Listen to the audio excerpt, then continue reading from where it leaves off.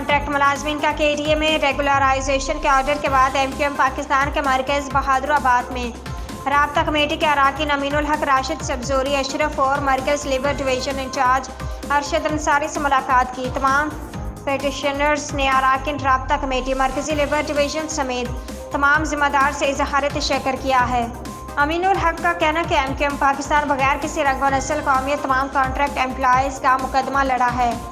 MQM Pakistan ہمیشہ مظلوموں کا ساتھ دیتی ہے اور اپنے اداروں میں کام کر کے اداروں کو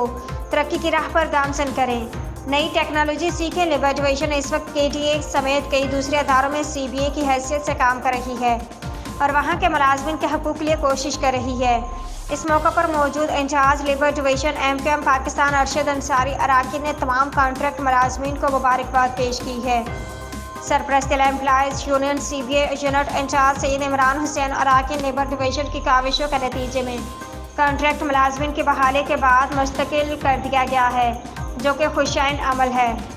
MQM پاکستان بلا تفریق رنگ و نسل اس شہر میں رہنے والے تمام لوگوں کے میں کئی مواقع پہ 2018 کا الیکشن ہو 2023 کا الیکشن ہو مختلف مواقع پہ گیا ہوں۔ میں نے ایک بات کہا، اپنی بات شروع کرنے سے پہلے کہتا ہوں کہ ہم نے ہمیشہ کہا ہر جگہ پہ کہا ہے کہ آپ ہمارے ساتھ کھڑے ہوئے نہ کھڑے،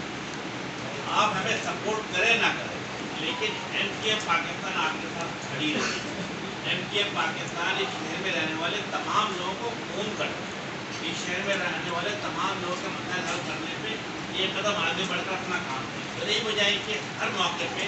MQM پاکستان اس شہر کے لوگوں کے ساتھ کندھے سے کندھے ملا کر کھڑی رہی۔ آپ کی ایشو KDA ہو، واٹر بورڈ ہو، پارک سیکورٹی ہو، بلڈنگ کنٹرول ہو، یا پھر میں سمجھتا ہوں کہ تمام جگہوں پہ آپ کی کہیں نہ کہیں آپ کی CBA موجود رہی ہے، ہمیشہ کام کرتی رہی۔ اپس اینڈ ڈاؤن آتے رہتے ہیں، اونچ نیچ میرا خیال ہے کہ سیاست کا بھی حصہ ہوتا ہے اور میرا خیال ہے کہ ہر معاملہ کچھ پلس مائنس چلتا ہے، لیکن ایز اے پولیٹیکل پارٹی اور ایز اے CBA ہمیشہ جو MQM لیبر ڈویژن میں سمجھتا ہوں ارشد بھائی، علی پور شمیم بھائی، باجین، تمام لوگوں کو زبردست اسلام بھائی بیٹھے